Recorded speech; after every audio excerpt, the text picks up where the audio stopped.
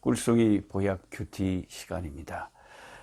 오늘은 311일째가 됐네요. 311일째.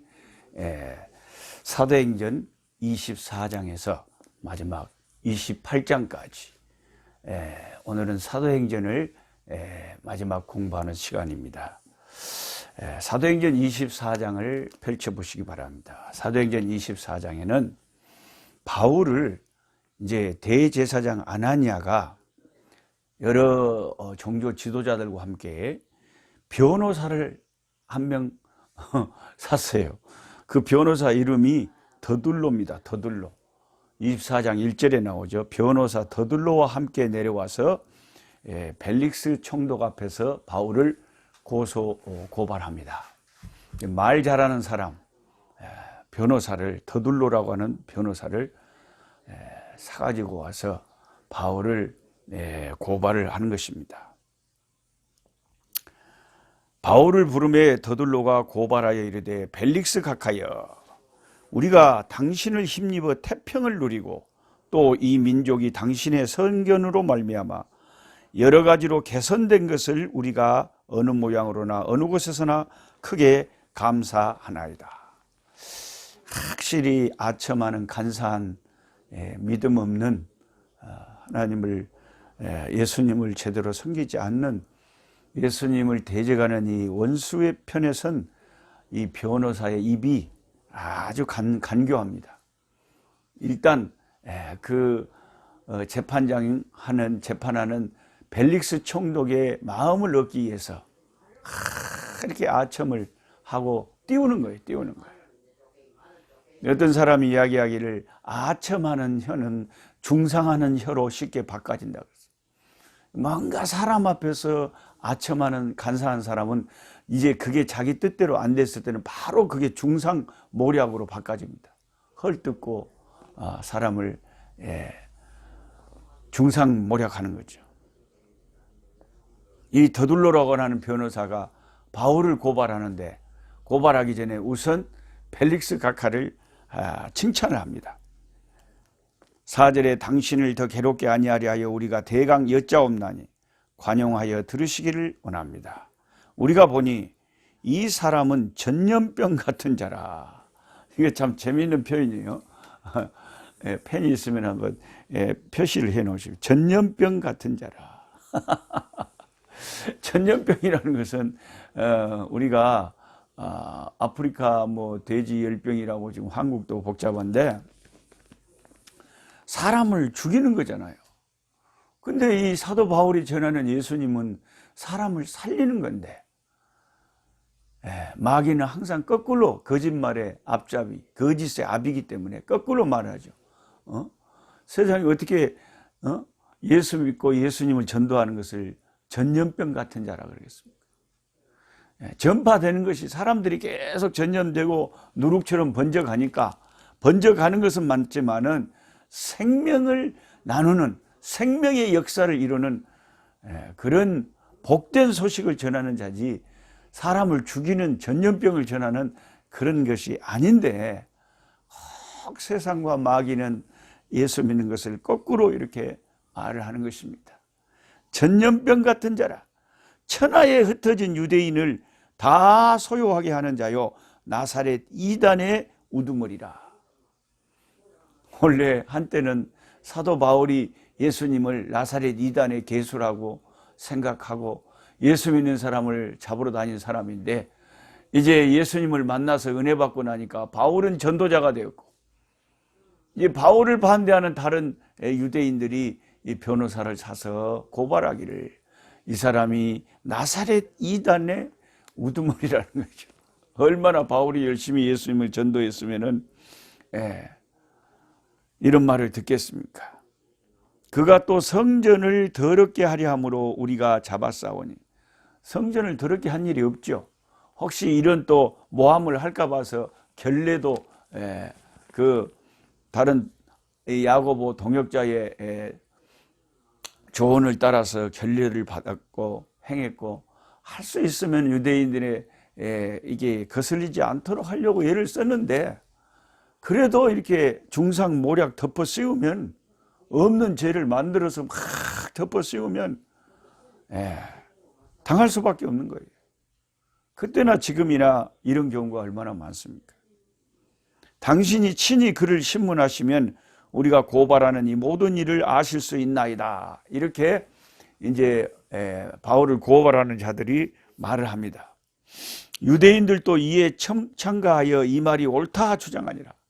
예수님을 십자가에 못 박았던 그 수많은 군중들, 그런 사탄에게 미혹된 자들이 또 바울을, 예수님을 증언하는 사도 바울을 이제 또 죽이려고, 또 바울을 잡아 죽이려고 많은 사람들을 동원해가지고, 동원된 사람들이 많거든요.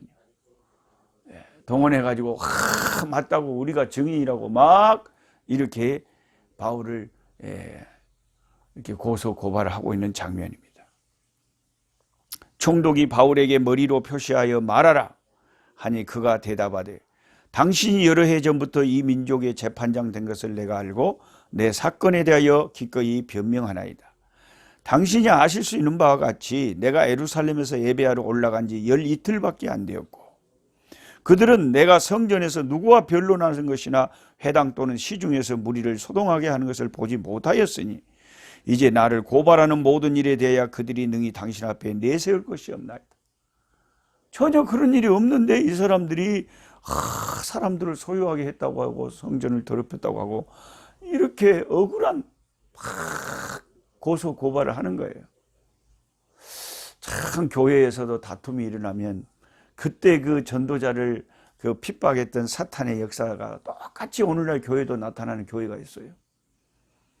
조그마한 것을 침소봉대해가지고 그 전도자를, 목사님을 비방하고 욕하고 끝까지 그 마음을 풀지 않고 교회에서 분열을 일으키고 목사님을 쫓아내려고 하고 다투는, 참 그런 사람들이 있는 게 보면 안타까워요. 그분들도 보면은 다 나름대로 신앙에 열심히 있는 분들이거든요.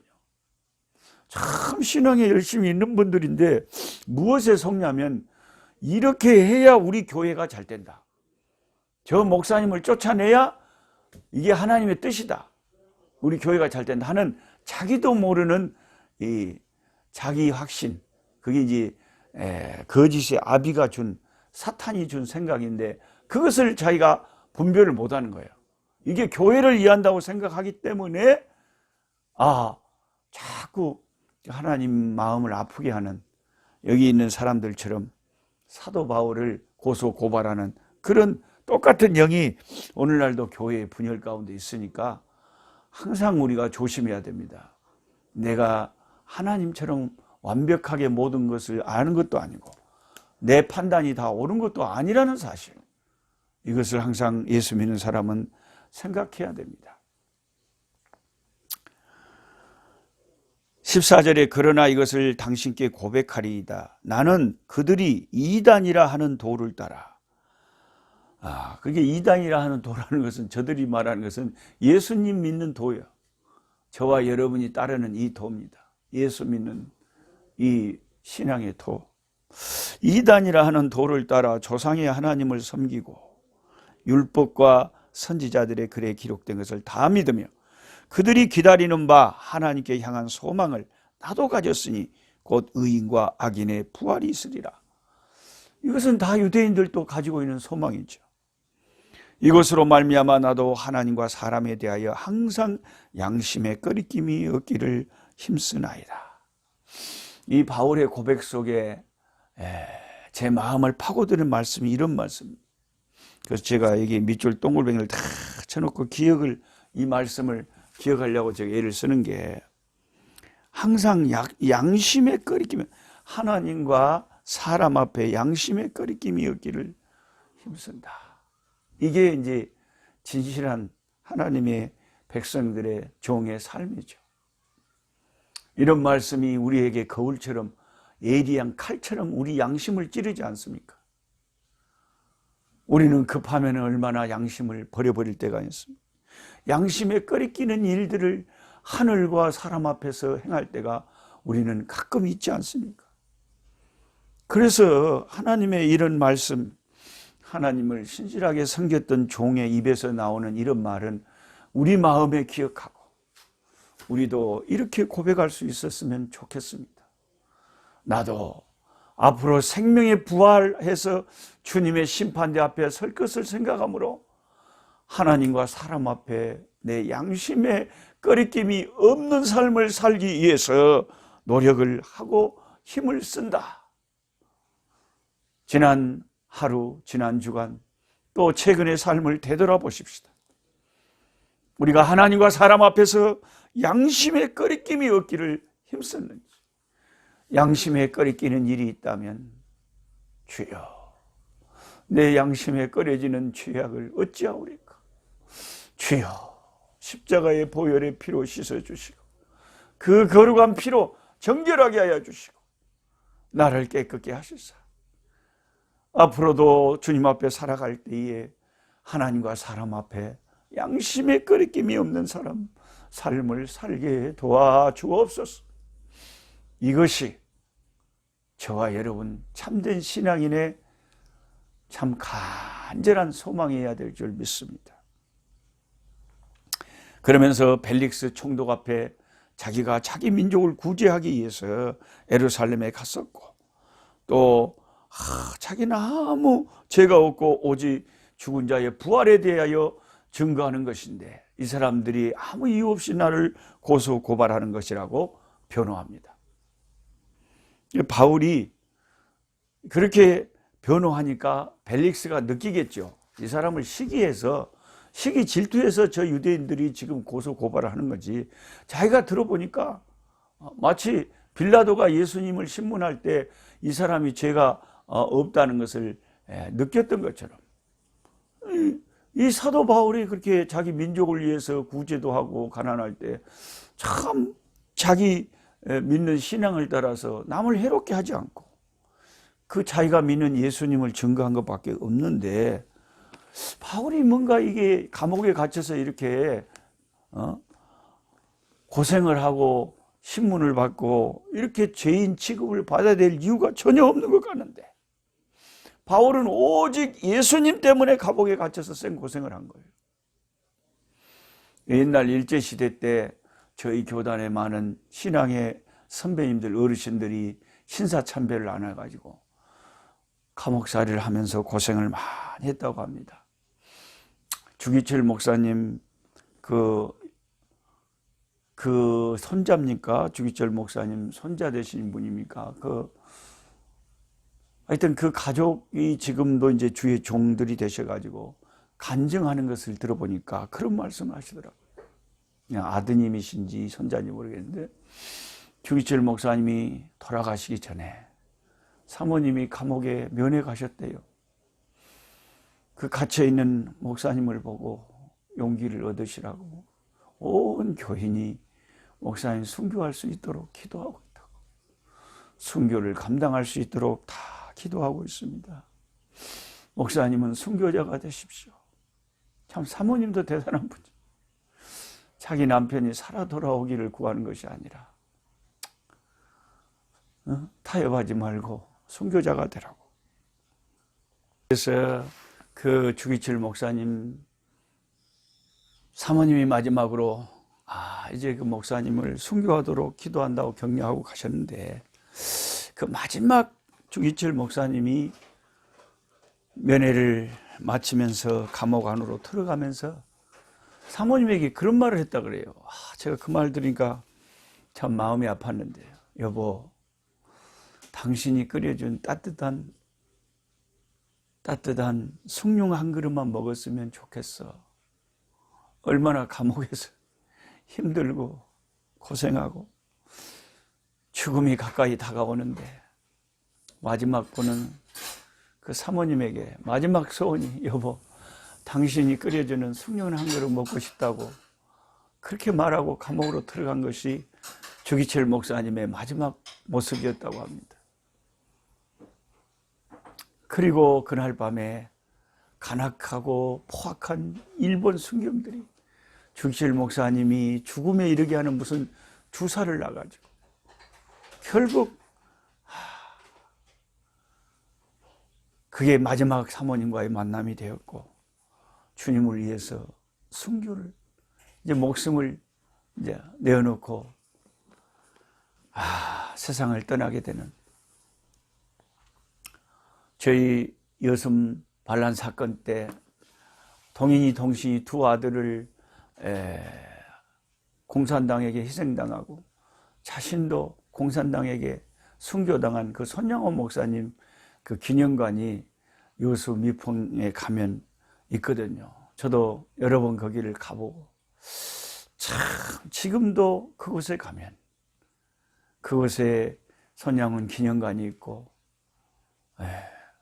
그 정신을 이어받은 많은 믿음의 사람들이 그곳에서 또 기도하면서 하나님을 섬기고 있는데, 진짜 앞서간 믿음의 선배들은 자기 목숨을 내어놓고 고생하면서 예수님을 위해서 피눈물을 흘리고, 그리고는 마지막 자기 생명까지 바치고 하나님 앞에 이렇게 갔습니다. 미련 없이 세상을 목숨 바쳐서 갔습니다. 저와 여러분은 어떻습니까? 우리는 얼마나 편하게 신앙생활을 하고 있는지 몰라요. 이 사도행전 24장의 바울 사도는 굳이 자기가 사실은 감옥에 갇히지 않아도, 예루살렘에 가지 않았어도 되는데, 많은 사람들이 말렸지만 환난과 핍박이 나를 기다린다고 하나, 나의 달려갈 길과 주 예수께 받은 사명, 곧 은혜의 복음 전파하는 것을 마치려 하면은 나의 생명을 조금도 귀한 것으로 여기지 아니하노라 하면서 예루살렘에 가서 결국 감옥에 갇혔어. 지금 가이사랴에 이 로마의 총독이 있는 곳에까지 또 끌려가 가지고 그곳에서 또 신문을 받고, 근데 그 벨릭스 총독이 24절부터 보면 바울을 계속 개인적으로 부릅니다. 벨릭스 총독의 부인이 유대 여자였거든요. 유대인이었는데 아마 부인이 조언을 했는지 저분을 불러서 도대체 나사렛 예수가 왜 하나님의 아들인지, 어떻게 은혜를 받았는지 한번 들어봅시다, 그렇게 말을 했는지 모르겠어요. 그래서 계속 바울을 불러서 전도의 말을 들은 것이 어느 정도 많이 들었느냐, 2년이나 들었다 그랬어요. 27절에 when 2 years had passed, 2년이 지났을 때, 이태 후에 또 다른 후임 총독이, 베스도 총독이 올 때까지 이 벨릭스 총독이 2년 동안을 사도 바울을 가까이 두고 자주 불러서 사도 바울이 전파하는 복음을 들었다는 겁니다. 그런데 결과는 어떻습니까?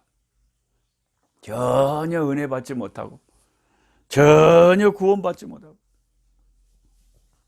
24장 27절에 벨릭스가 유대인의 마음을 얻고자 하여 바울을 계속 잡아뒀다. 오히려 유대인들 인간적인 그런 생각을, 자기 신상을 생각하고 복음을 받아들였다면 바울 사도를 석방시켜 줬겠죠. 그래서 여러분, 우리가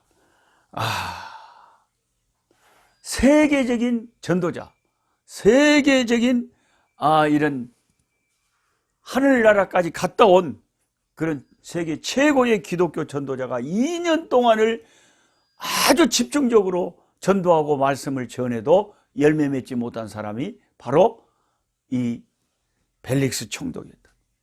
그 다음에 25장에 가면은 이제 아그리빠 왕이 나오거든요. 바울이 이제 자기는 가이사에게 가서 재판을 받겠다고 공식 요청을 하니까 로마 시민들은 그런 권리가 있었다고 합니다. 그 어쩔 수 없이 이제 군사들을 붙여서 바울을 로마에까지 배에 태워서 호송을 해야 되는 상황입니다. 그런데 신임 총독에게 문안하러 아그리빠 왕과 아주 귀족들이 왔는데, 그 아그리빠 왕 앞에서도 이 사도 바울이 이 복음을 전파한 거예요.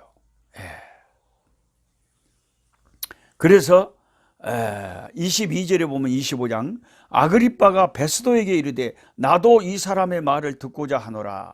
베스도가 이르되 내일 들으시리다 하더라. 아그리빠 왕도 나도 좀 이 사람의 말을 들어보자. 그래서 하나님의 말씀을, 호기심을 가지고 듣는 데까지는 좋았어요. 예. 그래가지고 23절에 이튿날 아그리빠와 버니게가 크게 위험을 갖추고 와서 폼을 탁 잡고 왕이니까 천부장들과 시중에 높은 사람들과 함께 접견 장소에 들어오고 베스도의 명으로 바울을 데려오니 베스도가 말하되 아그리빠 왕과 여기 같이 있는 여러분이여, 당신들이 보는 이 사람은 유대의 모든 무리가 크게 외치되 살려두지 못할 사람이라고 하여 예루살렘에서도 여기서도 내게 청원하였으나 내가 살피건대 죽일 죄를 범한 일이 없도이다. 그러나 그가 황제에게 상소한 고로 보내기로 결정하였나이다. 그에 대하여 황제께 확실한 사실을 아랠 것이 없으므로 신문한 후 상소할 자료가 있을까 하여 당신들 앞, 특히 아그리빠 왕 당신 앞에 그를 세웠나이다.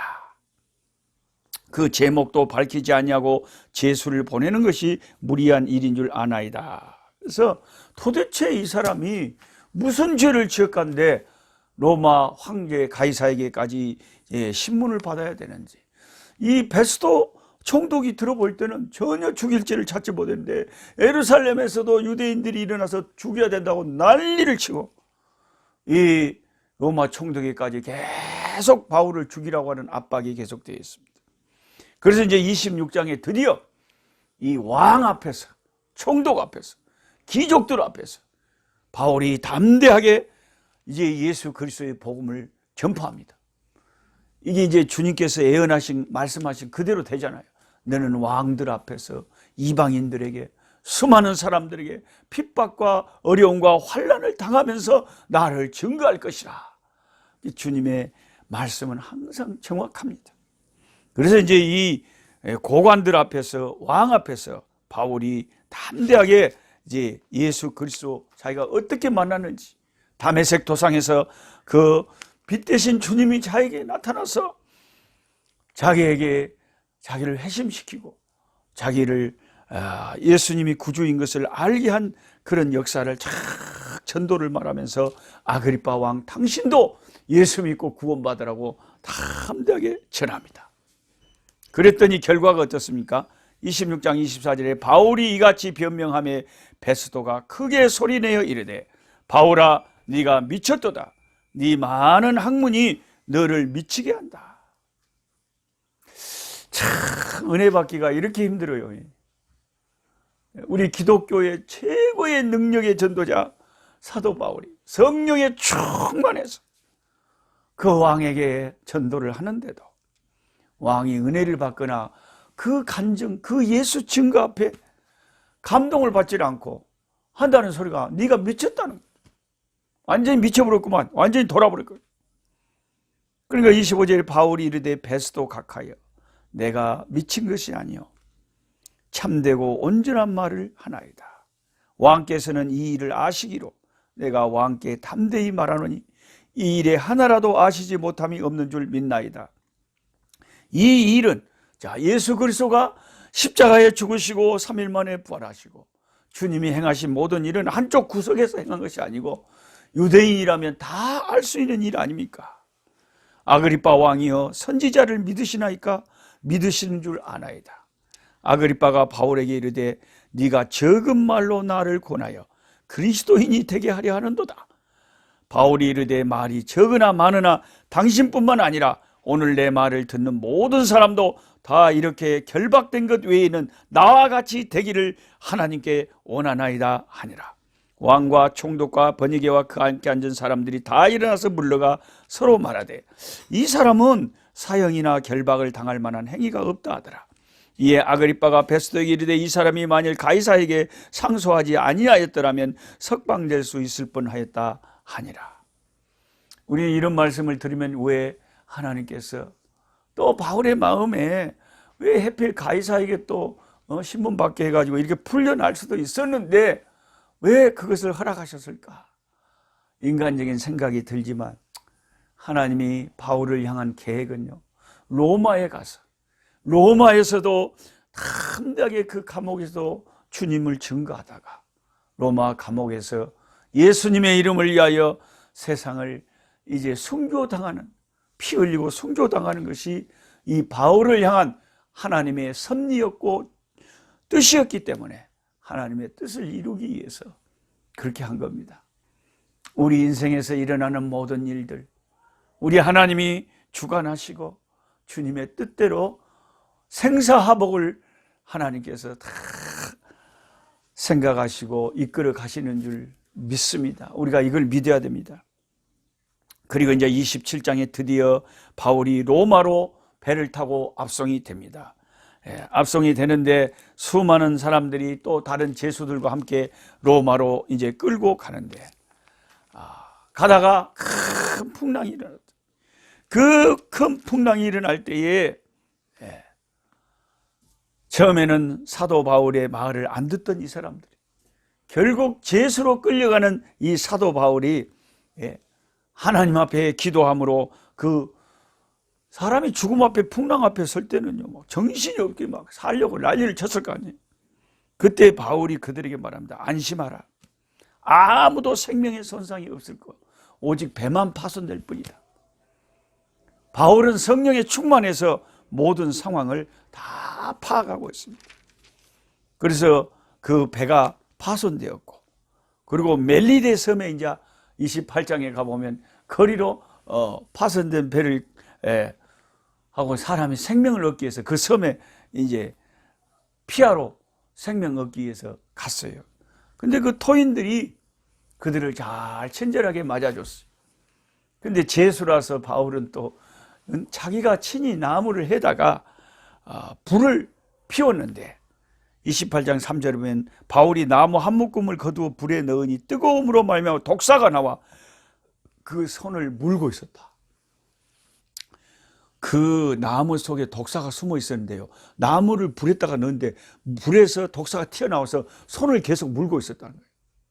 그래서 바울이 그 물고 있는 뱀을 떼어서 불에다 던졌겠지요. 그런데 한 번 이 독사에게 물린 사람들은 그 원주민들이 다 알고 있는데 경험으로 살아난 사람이 아무도 없다. 다 죽는다. 그런데 시간이 지나도 이제 곧 쓰러져 죽겠지 하는데 바울은 전혀 그 독의 해를 받지 않은 거죠.